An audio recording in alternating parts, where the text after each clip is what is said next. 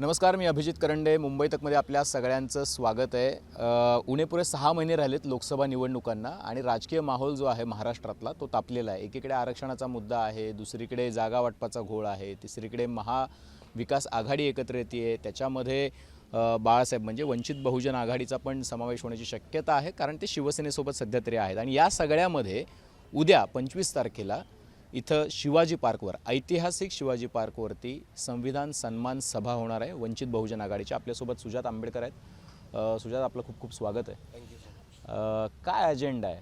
म्हणजे गेल्या 7-8 वर्षामध्ये अशा पद्धतीची सभा नव्हती बघायला मिळाली, संविधान सन्मान सभा. आता इलेक्शनच्या तोंडावरती ही सभा होते, त्यामुळे हे प्रश्न विचारले जात आहेत की आता अजेंडा काय?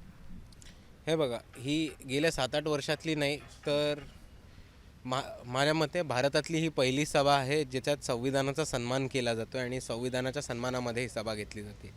ह्याला वेगवेगळी लोक वेगवेगळी रूपरेषा रंग द्यायचा प्रयत्न करतील, पण ह्या भारतामध्ये ह्या महाराष्ट्रामध्ये असा खूप मोठा घटक आहे, विविध वंचित समाजातनं आलेला एक मोठा घटक आहे, ज्यांना असं वाटतं की आम्ही आज इथपर्यंत पोचू शकलो आहे कारण आम्हाला ते हक्क आणि ते अधिकार डॉक्टर बाबासाहेब आंबेडकरांनी आम्हाला संविधानामध्ये दिलेत आणि म्हणूनच आम्ही इकडे पोचू शकलो आहे. आणि हे सगळं ह्या पद्धतीने होत असताना ह्या वर्गाला खूप आतुरतेने वाटतं की संविधानाच्या सन्मानामध्ये एक जल्लोष झाला पाहिजे, एक सभा व्हायला पाहिजे आणि इकडच्या मनुवादी ताकद्यांना दाखवून दिलं पाहिजे की आज केवढा मोठा वर्ग हा संविधानाबरोबर उभा राहतो आणि संविधानाचा सन्मान करतो. त्याच्यासाठी ही सभा आपण 25 नोव्हेंबरला शिवाजी पार्कवरती दुपारी 4 वाजता आयोजित केलेली आहे. पण नरेंद्र मोदी तर म्हणतात ना की हा देश हा संविधानानं चालणारा देश आहे आणि त्याच्यामध्ये संविधानाचा सन्मान आपण रोज करतो आहोत. मग आता असं का वाटतंय की संविधानाचा सन्मान देशामध्ये होत नाही आहे? हे बघा, एक मीडियावरती घेतलेली आणि कॅमेरासमोर घेतलेली भूमिका असते आणि दुसरं मागे आखलेली रणनीती असते आणि वेगवेगळ्या लेजिस्लेटिव्ह पॉलिसीज आखलेल्या असतात. जर आपण त्यांच्या भाषणांकडे लक्ष न देता त्यांच्या पॉलिसीजकडे आणि त्यांच्या ॲक्शन्सकडे बघितलं, कारण action speak louder than words, तर आपल्याला एक कळेल की संविधानाचं उल्लंघन वेगवेगळ्या कायद्यांमधनं होताना दिसते. वेगवेगळे संविधानाचे जे मूल मूल्य होती ती मोडीत काढल्यानं आपल्याला दिसत आहेत आणि ह्याचंच सगळं खापर आज वंचित समाजाच्या लोकांना फेस करायला लागतं आणि त्यांच्या माथ्यावरती फुटतं आहे. आणि त्याच्यासाठी ही सभा आयोजित कुठल्या पॉलिसीज अशा वाटल्या की नरेंद्र मोदींनी घेतल्या ज्याचा फटका वंचित समाजाला बसला, ज्याचा फटका सर्वसामान्य जनतेला बसला? सगळ्यात पहिले आपण EWSचा मुद्दा बघितला, फॉर्म पॉलिसीज बघितले, आपण आता वेगवेगळे मॅरेज ॲक्ट्ससाठी डिमांड्स होतात त्या बघितल्या. त्याच्यानंतर महाराष्ट्रातलं तुम्हाला सगळ्यात सोपं उदाहरण दिलं तर कॉन्ट्रॅक्ट भरती. तुम्ही ब्युरोक्रेसी आणि लेजिस्लेचर हे भाड्यावरती कसं देऊ शकता कॉन्ट्रॅक्च्युअल ह्याच्यावरती? ह्याचा अर्थ हाच होतो की तुम्ही संविधान मोडीत काढताय. आणि ह्याच सगळ्या पॉलिसीज जर तुम्ही क्लब करून बघितलं तर तुम्हाला कळेल की ह्यांचा नवीन संविधानाचा एक आराखडा तयार पण झाला आहे आणि ह्याच्याच विरुद्ध आम्ही उभं राहतो आहे. पण हे सगळं होत असताना दुसऱ्या बाजूला असं त्यांच्याकडून सांगितलं जातं आहे की आम्ही संविधानाचा सन्मान करतो आहे, आम्ही आंबेडकरांचे खरे पाईक आहोत आणि म्हणून हा देश आम्ही संविधानाच्या जोरावर चालवतो आहोत, ना की कुठल्या शक्तीच्या, धर्मांध शक्तीच्या किंवा जातीच्या किंवा धर्माच्या जोरावर चालवत नाही आहोत. आणि म्हणून आम्हाला 303 जागा 2019ला, 2014ला 300 म्हणजे 280पेक्षा जास्त जागा मिळाल्या. तर असं जर असतं की जर सरकार किंवा नरेंद्र मोदी किंवा इथलं सरकार जर संविधानाच्या बाजूने काम करत नसतं तर एवढं मोठं यश कशाच्या जोरावर मिळतं असं तुम्हाला वाटतं? एवढं मोठं यश यांना एकतर जो अफाट पैसा BJP कॅम्पेनमध्ये उतरवतो त्याच्या जोरावरती मिळतं आहे. दुसऱ्या बाजूला 2014मध्ये एक वेगळं वातावरण उभं केलं होतं त्याच्यामुळे, आणि खरं बोलायचं तर एक हिंदुत्ववादाची लाट, वैदिक हिंदुत्ववादाची लाट आणि 2 धर्मांच्यामध्ये तिढा निर्माण करून त्याचं राजकारण आणि त्याची भट्टी जमवणं ह्याच्यावरनं यांचं यश मिळालं. ह्याच्यात संविधानाचा सन्मानाचा किंवा संविधानाच्या बाजूनी चालण्याचा काही प्रश्न नव्हता. अक्षरशः धर्माच्या, जातीच्या भांडणांवरती आणि वाद पेटवून, दंगली पेटवून हे सरकार उभं राहिले आणि त्याच्याच जोरावरती यांनी यश घेतलं आणि त्याच्यामध्ये अजून कुठलाही फॅक्टर रिस्पॉन्सिबल नाही आहे. आता येत्या निवडणुकांचा मुद्दा खूप महत्त्वाचा असणार आहे सुजात. आपण संविधानाच्या सन्मानात जरी बोलत असलो, उद्या इथं सभा होणार असली तरीसुद्धा ते संविधान त्याच वेळेला टिकून राहील ज्याला राजकीय इच्छाशक्ती असेल आणि सरकार जे असेल ते संविधानाप्रमाणे वागणारं सरकार असेल. उद्या 6 महिन्यांवरती निवडणुका येऊन ठेपलेल्या आहेत. राम मंदिराचं उद्घाटन 22 जानेवारीला तिथे होते. रामलल्लांची मूर्ती घेऊन जाणार आहेत, स्वतः पंतप्रधान जाणार आहेत. दुसऱ्या बाजूला युनिफॉर्म सिव्हिल कोड आणला जाईल अशा पद्धतीची चर्चा आहे विंटर सेशनमध्ये. ठीक आहे. तिसऱ्या बाजूला या सगळ्या समाजामध्ये आरक्षणाचे वेगवेगळे प्रश्न उभे राहिलेले दिसत आहेत. तर या सगळ्यामध्ये वंचित आघाडीची काय भूमिका आहे, वंचित बहुजन आघाडीची नेमकी भूमिका काय आहे? या सर्वामध्ये वंचित बहुजन आघाडीची भूमिका खूप क्लिअर आणि स्पष्ट राहणार आहे. आणि मला वाटतं जे आपण राजकारण बघतोय गेल्या 3-4 वर्षांमध्ये, त्याच्यामध्ये वंचित बहुजन आघाडीचे एक पक्ष आहे ज्याची भूमिका आणि राजकारण क्लिअर राहिलेलं आहे. आज आमचा एवढाच अजेंडा आहे की एक खूप मोठा असा घटक आहे जो इकडच्या सत्तेपासून, त्याच्यामुळे विकासामुळे आणि त्याच्यामुळे स्वतःच्या प्रोग्रेसपासून वंचित राहिलेला आहे. आणि ह्यांचे प्रश्न मार्गी लावायचे असतील, ह्यांचे प्रश्न सोडवायचे असतील तर state power is a very good option, और state power is one of the only options. आणि त्यासाठी आम्ही निवडणूक पूर्ण ताकदीने लढवणार आहोत. आणि आत्तापर्यंत जे घटक इकडच्या सत्तेपासून वंचित राहिलेले आहेत त्यांना सत्तेमध्ये पोचवणं, ती लोक पॉलिसी इन्फ्लुएन्स करतील, ती लोक स्टेट पॉलिसी 80 कोटी जनतेला धान्य देते म्हणजे कोविडपासून. त्यांचं म्हणणं असं आहे की आम्ही पुढचे अजून 2-3 वर्ष ही योजना तशीच लागू ठेवणार आहोत. घराघरामध्ये सिलेंडर आला, घराघरामध्ये शौचालय आलं, हे कधीच झालं नव्हतं 70 वर्षात असं सरकार म्हणतंय. मग असं कुठलं संविधान आहे की जे ते मोडत आहेत आणि ज्याचा तोळामोळा करून लोकांच्या जगण्यावरतीच त्यांनी घाला घातला असं वाटतं? हे बघा, घराघरात शौचालय आलं आहे तर नाही, त्याचे आपल्याला नुसते फोटोज दिसत आहेत. अजून अशा बरेचसेच लोक आहेत जे चुलीवरती जेवण बनवतात, ज्यांच्याकडे LPGचा सिलेंडर नाही आला पण त्यांच्या घरी नरेंद्र मोदींनी LPG पकडल्याचा फोटो पोचला जरी खरं सिलेंडर नसेल आलं तरी. आणि दुसऱ्या अर्थाने आपल्याला असं पण दिसतं की आज जाती अत्याचार मोठ्या प्रमाणावरती वाढला आहे, मुसलमानांवरती अत्याचार मोठ्या प्रमाणात वाढला आहे. आज इकडचे आपण जर वेगवेगळे आंदोलनं बघितले तर आंदोलन जे करतात ते स्वतःच्या मागण्या पुढे ठेवायला करतात. ते कॉन्स्टिट्यूशनप्रमाणे संविधानाने त्यांना अधिकार दिला आंदोलन करण्याचा, म्हणून ते अधिकार करतात. आज हे सरकार आहे जे इकडच्या आंदोलन करणाऱ्यांनाच दोषी किंवा अपराधी ठरवतं. म्हणजे आपण जर उदाहरण बघितलं तर भारतामध्ये 2014 पासून मुसलमानांनी प्रश्न उपस्थित केला तर त्यांना म्हणत होतं की तुम्ही गो बॅक टू पाकिस्तान, तुम्ही भारतीय नाही आहेत.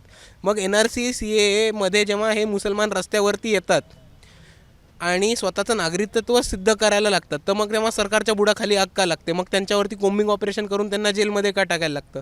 आमच्या इकडच्या बहुजन बांधवांनी भीमा कोरेगावमध्ये फटके खाल्ले, त्यांच्या गाड्या फोडल्या, त्यांच्यावरती दगडफेक केली झाली. त्यांच्याच घरी 2 दिवसानंतर पोलीस कोम्बिंग ऑपरेशनच्या नावाखाली आली. आपण पंजाबचं उदाहरण बघितलं तर तिकडे फार्मर्स प्रोटेस्ट एवढ्या मोठ्या पद्धतीने घडला होता. आता जे शेतकरी आंदोलनावरती बसत आहेत, आता पंजाब असं पण एक स्टेट आहे जिकडे प्रत्येक घरातनं 2 लोक हे भारतीय सैन्यामध्ये जातात. त्यांनाच नरेंद्र मोदींनी फंडेड बाय टेररिस्ट असं म्हटलं आहे.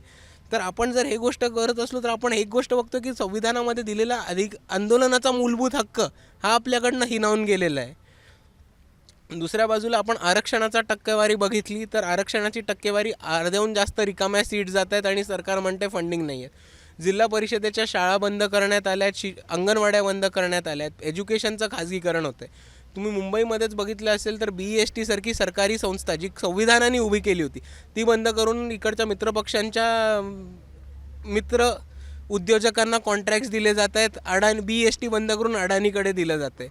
मुंबईमध्ये रेसिडेन्शियल एरियामध्ये फॅक्टरीज आणि इंडस्ट्रीयल युनिट्स जे रेड झोन ऑफ पोल्युशनमध्ये येतात त्यांना उभं केलं जातं आहे. तर हे सगळं आपण बघितलं तर संविधानाच्या पॉलिसीज मोडीत काढूनच इकडचं सरकार स्वतःचा माज राबवतो आहे आणि ह्याच्या विरुद्ध आम्ही लढणार आहोत आणि लढतच राहू. पण या आता प्रॅक्टिकल मुद्द्यावर येऊयात. कारण की महाराष्ट्रामध्ये 3 पक्षांचं सरकार आहे. हे 2 पक्ष फुटलेले आहेत. 2 पक्षांमध्ये ओपन स्प्लिट झाली राष्ट्रवादी आणि शिवसेनेमध्ये. त्याच्यानंतर भाजपसोबत त्यांनी सत्ता स्थापन केली. महाराष्ट्रामध्ये आता तुम्ही शिवसेनेसोबत आत्ता तरी आहात, तशी भूमिका जाहीर केलेली आहे. आता मुद्दा असा आहे की गेल्या वेळेला MIM सोबत निवडणुका लढल्या, त्यावेळेला लोकसभेला जवळपास 7% जास्त मतं तुम्हाला मिळाली. ठीक आहे, आता तुम्ही शिवसेनेसोबत आहात. आता एका बाजूला शिवसेना, राष्ट्रवादी आणि भाजप आणि दुसऱ्या बाजूला महाविकास आघाडी आणि त्याचा तुम्ही असलेला घटक पक्ष.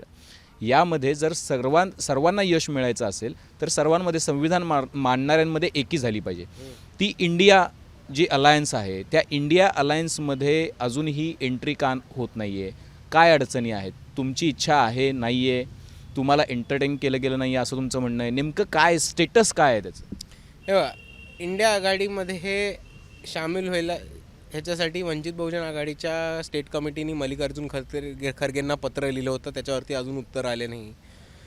भाजपला हरवायला आत्ता समविचारी पक्ष एकत्र येऊन लढले पाहिजेत असं सगळ्यांचीच एकवट भूमिका आहे. पण त्याच्यासाठी त्या बैठकीत म्हणजे ते कोणाची असं लग्नाची तर पंगत नाही आहे की तुम्हाला मूड आला तर जाऊन बसलो, जेवून घरी परत आलो. त्यासाठी एक अधिकृत इन्व्हिटेशन द्यायला लागतं. त्या इन्व्हिटेशनवरनं चर्चा व्हायला लागते, त्याच्यावरनं फॉर्म्युला निघतो, त्याच्यावरनं सीट शेअरिंग होते. जर हा पण प्रोटोकॉल फॉलो नाही केला तर त्या चर्चेला अर्थ नाही राहत. सो त्याच्यासाठी इंडिया आघाडीकडनं निमंत्रण यायचं हे गरजेचं आहे. आणि त्याच्याहून महत्त्वाचं, आज आपण भारतामधल्या जर घडामोडी बघितल्या तर तिकडे अखिलेश यादव नाराज आहेत, नितीश कुमार नाराज आहेत. स्टॅलिननी आणि ममता बॅनर्जींनी तर उघड पत्र लिहिलेलं आपल्याला दिसतंय काँग्रेसच्या वर्किंग कमिटीला. तर काँग्रेसनी आत्ता खरंच ठरवलं पाहिजे की इंडिया आघाडी हे भाजपला हरवून संविधान वाचवण्यासाठी महत्त्वाची आहे का काँग्रेसची आतून वाढ करण्यासाठी महत्त्वाचं आहे, हे जरा काँग्रेसनी डिसाईड करून आत्ता मोठ्या भावाची भूमिका घेऊन जे कोण प्रादेशिक पक्ष भाजपला हरवायला च्या परिस्थितीमध्ये आहेत त्यांच्या मागे त्यांनी यंत्रणा, ताकद, मशिनरी उभी करून भाजपला हरवलं पाहिजे. मग नंतर आपण भाजपला हरवलं की मग नंतर बाकीचं बघू. पण पहिले प्रायोरिटी भाजपला हरवणं ही सगळ्यांची असली पाहिजे असं मी सगळ्यांना विनंती करतो आपल्या माध्यमातून. आता मुद्दा असा आहे सुजात, कारण तू अकॅडमिशियन पण आहेस, तू या सगळ्याचा नीटपणे इलेक्ट्रॉल पॉलिटिक्सचा अभ्यास पण तुझा नीटपणे झालेला आहे, तू काम पण स्वतः केलेलं आहे. आता मुद्दा असा आहे ना की काँग्रेस का एंटरटेन करत नाही असं वाटतं, काँग्रेसचा काय प्रॉब्लेम आहे? आणि 20% मतं असलेल्या काँग्रेसनी ठिकठिकाणी अखिलेश यादव यांच्या पाया पडायचं, तिकडं नितीश कुमार यांच्या पाया पडायचं, तिकडे ममतांच्या पाया पडायचं. मग काँग्रेस ही केवळ सपोर्ट सिस्टीम म्हणून राहणार का काय प्रादेशिक पक्षांसाठी, असा त्यांचा सवाल आहे. आता यामध्ये काय झालं पाहिजे? हे बघा, मी कधीच म्हणत नाही आणि मी कधीच म्हणणार नाही की कोणीतरी जाऊन कोणाच्या पाया पडलं पाहिजे. पण माझं म्हणणं आहे की गले तो जाके मिलो, हात तो मिला के आओ. मोहब्बत की दुकान हर जगह, दुकान पे बिठाओ सबको. दुकान खोल रहे हो मोहब्बत की, तो उसमें सबको इन्वाइट करो, बिठाओ, पाणी पिलाओ, चाय पिलाओ, सबका सन्मान करो. पाया कोणीच कोणाच्या पडू नये, त्याच्या विरुद्ध आम्ही नेहमीच राहणार आहोत. पण सगळ्यांना एकत्र घेऊन चालणं आणि पाया पडणं ह्याच्यामध्ये खूप फरक असतो. आणि जर कोणाला एकत्र घेऊन चालणं पाया पडणं वाटत असेल तर हा एक घोर चूक आहे असं मला वाटतं. आणि 20% असलेला काँग्रेस हा एक महत्त्वाची ताकद आहे हे सगळ्यांना माहिती आहे. राहुल गांधी त्यांना स्वतःना माहिती आहे. पण ते 20% असणारा काँग्रेस 2019मध्ये पुरेशीर ठरला नाही हे पण आपल्या सर्वांना एक वस्तुस्थिती दिसते. आणि त्याप्रमाणे एक स्ट्रॅटेजी ठरावी असं सर्वांना वाटतं. आता दुसरा महत्त्वाचा प्रश्न असा आहे की मग आपण थोडंसं महाराष्ट्रात येऊया. महाराष्ट्रामध्ये तरी कमीत कमी तुमची शिवसेनेसोबतची आघाडी आहे. आता उद्याची सभा इथं होणार आहे, तुम्ही राहुल गांधींना पण निमंत्रण दिलं आहे, तुम्ही आदित्य ठाकरेंना निमंत्रण दिलं आहे का? सर्व मित्रपक्षांना निमंत्रण दिलेलं आहे. काँग्रेसला पण? काँग्रेसला राहुल गांधींनाच दिलं डायरेक्ट पार्टी हेड. राष्ट्रवादी आणि राष्ट्रवादीच्या लोकांना आय थिंक इकडच्या लोकांनी इन्व्हाइट केलं आणि शिवसेनेला पण आमंत्रण गेलेलं आहे. उद्या म्हणजे राहुल गांधींबद्दल तर स्पष्टता नाही आहे, मात्र आदित्य ठाकरे तरी इथं येऊन एकीचं वातावरण दिसावं यासाठी काही अशा पद्धतीची स्ट्रॅटेजी असणार आहे किंवा आदित्य ठाकरे इथं उपस्थित लावणार आहे? मला त्याच्याबद्दल आत्ता तरी माहिती नाही आहे. एक वंचितची वेगळी टीम आहे जे सगळ्या पाहुण्यांना म्हणजे मित्रपक्ष झाले, सोशल ॲक्टिव्हिस्ट झाले, कॉन्स्टिट्यूशनवरती काम करणारे ॲक्टिव्हिस्ट झाले, सामाजिक कार्यकर्ते झाले, मौलाना झाले, धर्मगुरू झाले, महाराज झाले, फादर्स झाले, हे जितके पण वेगवेगळे ॲक्टिव्हिस्ट्स आहेत, सोशल वर्कर्स आहेत, धर्मगुरू आहेत आणि मित्रपक्ष आहेत, या सर्वांना निमंत्रण देणं आणि त्यांचा स्टेजवरती बोलवणं, त्यांचा पाहुणचार करणारी एक वेगळी इंडिपेंडंट टीम नेमली. त्यांच्याशी माझा अजून सकाळपासून संपर्क नाही झाला म्हणून मी त्याच्याबद्दल अपडेट नाही देऊ शकत. जसं मला अपडेट येईल तसं मी तुम्हाला कळवतो. पण एक मला सांग की आता तुम्ही धर्मगुरूंना बोलवत आहे, तर मग भाजप धर्मगुरूंना ज्याला कार्यक्रम त्यांचे अरेंज करतं, बागेश्वर धाम बाबांचा कार्यक्रम पुण्यात अरेंज केला होता, ते काय फरक आहे? तुम्ही बोलवताय ते पण धर्मगुरू आहेत, ते बोलवत आहेत ते म्हणतात ते पण धर्मगुरू आहेत. कारण इकडे धर्मगुरू हे संविधानाच्या सन्मानामध्ये बोलवले जात आहेत आणि तिकडे प्रवचन द्यायला बोलवले जातात. तर संविधानासाठी उभे राहिलेले धर्मगुरू हे अतिशय महत्त्वाचे दिसतील तुम्हाला उद्याच्या टप्प्याला, हे तुम्ही माझं फक्त नोट करून घ्या. आता सर्वात महत्त्वाचा प्रश्न आहे तो महाराष्ट्रातला आहे की महाराष्ट्रामध्ये सध्या गेल्या 2 महिन्यांपासून वातावरण अत्यंत तंग आहे आणि त्याचं कारण आहे मराठा आरक्षणाचा विषय. मनोज जरांगे पाटील यांनी उपोषण केलं, उपोषण सोडवायला मुख्यमंत्री गेले, मुख्यमंत्री गेल्यानंतर इकडून ओबीसींचे आवाज उंच व्हायला लागले, छगन भुजबळ यांनी सभा घेतली. आता प्रचंड तंग वातावरण आहे. वंचित बहुजन आघाडीची भूमिका काय? ज्या कुणबी सर्टिफिकेट्स मराठा समाजाला दिली जात आहेत, सरकार जे डिस्ट्रीब्युशन करते त्याच्याबद्दलची तुमची भूमिका काय? ते योग्य आहे, अयोग्य आहे, काय तुमची भूमिका?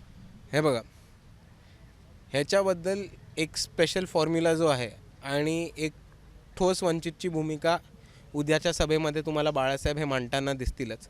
पण वंचित बहुजन आघाडीच्या प्रत्येक कार्यकर्त्यांचं हेच म्हणणं आहे की मराठा रिझर्वेशन हे स्पेशल रिझर्वेशन असलं पाहिजे. म्हणजे त्यांना कुणबीचे सर्टिफिकेट देऊन मागच्यादारांना एंट्री नाही दिली पाहिजे.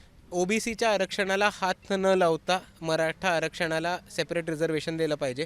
ह्याच्यावरती जास्त स्पष्टीकरण उद्या बाळासाहेबच देतील. पण तुला म्हणजे तुला आत्ता दिसतंय काय? म्हणजे माझं म्हणणं असं आहे की पहा, बाळासाहेब बोलतील आणि ते तर आपण सगळे कव्हर करू, आपण ऐकूत. पण दिसतंय काय? दिसतंय हे की डिस्ट्रीब्युशन कुणबी सर्टिफिकेटचं सुरू झालेलं आहे आणि त्याला विरोध वाढताना दिसतोय ओबीसी समाजाचा, आणि त्याच्यामुळं वातावरण तंग झालेलं आहे. एकमेकांना अरेतुरे बोलण्यापर्यंत नेत्यांना भाषा गेलेली आहे, म्हणजे मनोज जरांगे पाटलांकडून आणि इकडून छगन भुजबळांकडून. हे बघा, हे मी नेत्यांचं नाव नाही घेत आता, पण ह्या दोन जातींमध्ये भांडणं लागणार हे भाजप जेव्हा 2014मध्ये सत्तेत आलं तेव्हापासून आम्हाला माहिती होतं की दोन धर्मांमध्ये, दोन जातींमध्ये तिढा निर्माण करून त्याच्यावरती मतं मिळवण्याचं राजकारण हे नेहमी भाजपचं राजकारण राहिलेलं आहे. आणि ते आता पहिले हिंदू मुस्लिमनी सत्तेत आले आणि आता मराठा वर्सेस ओबीसीनी सत्तेत राहायचा प्रयत्न करतील. मी एवढंच सांगेन तुम्हाला. मनोज जरांगेने एक गंभीर विधान केले, ते तुमच्या डोमेनमध्ये आलं आहे का मला माहीत नाही. परवाच्या सभेमध्ये ते जाहीरपणे असं म्हणाले, ज्यांची लायकी नाही अशा लोकांच्या हाताखाली आम्हाला काम करावं लागतं. या विधानाकडे कसं बघता? हे अत्यंत जातीयवाचक विधान आहे असं वाटतं? नाही, मी अजून माझ्याकडे आलेलं नाही आहे. मी ह्याचा एकदा ऐकेन स्वतः, म्हणजे स्वतः व्हिडिओ बघेन, सेकंड सोर्सकडनं नाही येता, आणि मग याच्यावरती भाष्य करेन. आता सर्वात महत्त्वाचा मुद्दा आहे तो म्हणजे येत्या निवडणुका ज्या आहेत त्याच्यामध्ये तुम्ही कोणासोबत जाणार? जर इंडियाचं आमंत्रण जे आहे ते शेवटपर्यंत मिळालं नाही तर आपली भूमिका काय असणार? आणि शिवसेनेसोबत तुमची युती ही कंप्लीट सील पॅक आहे का? आमची शिवसेनेबरोबरची युती ही कंप्लीट सील पॅक आहे. ती युती तुटणार नाही आहे. इंडिया आघाडीमध्ये सामील झालं तर आम्ही सर्वांना एकत्र घेऊन चालू, नाहीतर शिवसेनेबरोबर आमची युती ठाम आहे.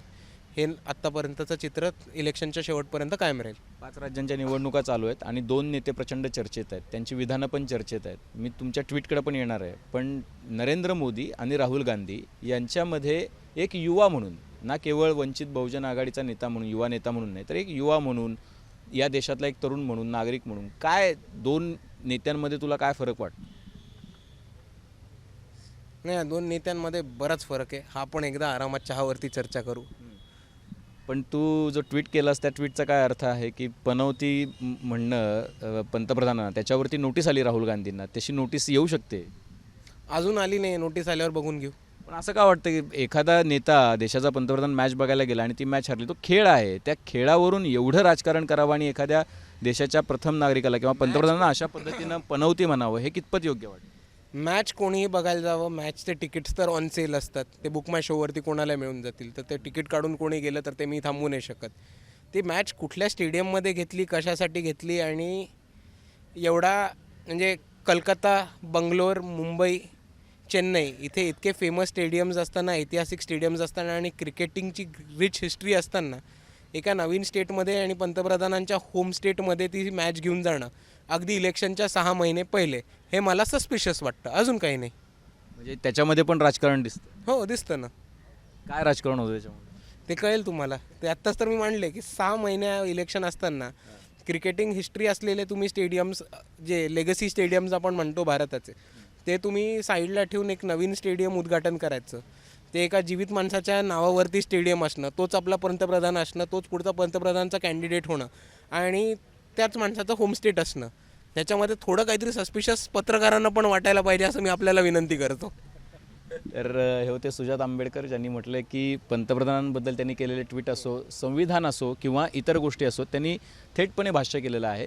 मुद्दा असा आहे की येत्या निवडणुका आहेत आणि निवडणुकीच्या आधी भाजप विरुद्ध सर्व पक्ष असा सामना बघायला मिळणार का, आणि त्यामध्ये वंचित बहुजन आघाडीची भूमिका काय असणार, या सगळ्याबद्दल त्यांनी भाष्य केलं. उद्याची सभा ऐतिहासिक असणार आहे. कमीत कमी किती लोक इथं उपस्थित राहू शकतील? एक 2.5 लाख असा आमचा अंदाज आहे, आणि पोलीस ह्याच्यावर डबल नाही, पण ह्याच्यावर क्रॉस करेल असं पोलिसांनी आम्हाला खबर दिली आहे. तर 2.5 ते 3 लाखाचा अंदाज आहे. इथं लोक हजर राहतील, राज्यभरातून लोक येतील. 6 डिसेंबरचा कार्यक्रम होणार आहे, त्याची तयारी. राज्यभरातूनपेक्षा जास्त आमचा अंदाज असा आहे की मुंबई, ठाणे, काही थोडा भाग नवी मुंबईचा बराचसा भाग, ऐरोली, ठाणे, अंबरनाथ, आणि थोडा रायगड जिल्ह्याचा जो मुंबईला टचिंग भाग आहे तिकडनंच मॅक्सिमम लोक येतील असा आमचा तरी अंदाज आहे. बाकी मी काही पोस्ट वगैरे बघितल्यात कार्यकर्त्यांचा की त्यांनी ट्रेनमधनं, बसमधनं मुंबईकडे यायला सुरुवात केली.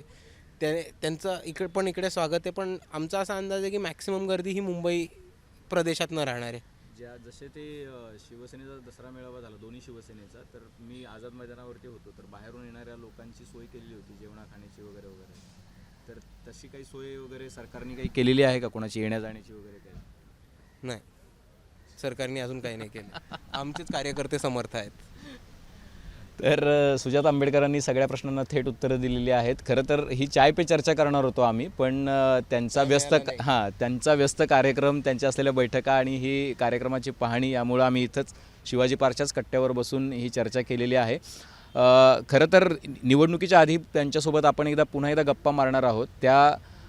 देशातल्या तरुणांच्या भवितव्याबद्दल असतील, इलेक्ट्रॉल पॉलिटिक्सबद्दल असतील, जातनिहाय वर्गवारीबद्दल असतील, आणि जो मुद्दा खरं तर चर्चा करायचा राहून गेला तो होता की जातनिहाय जनगणनेची मागणी जी आहे ती मोठ्या प्रमाणामध्ये होते आहे, आणि काँग्रेस आणि इतर पक्ष त्याला पाठिंबा देतात, पण भाजप त्याचा विरोध करताना दिसतंय की जातीजातींमध्ये तेढ निर्माण करणारी जनगणना कशासाठी, असा प्रश्न ते विचारतात. तर त्यात तुम्ही म्हटलात वेळ कमी आहे म्हणून मी एका वाक्यात ह्याच्यात उत्तर देतो. कास्टिझम हा आपण प्रॉब्लेम आहे मानतो की नाही? हो की नाही सांगा? मानतो.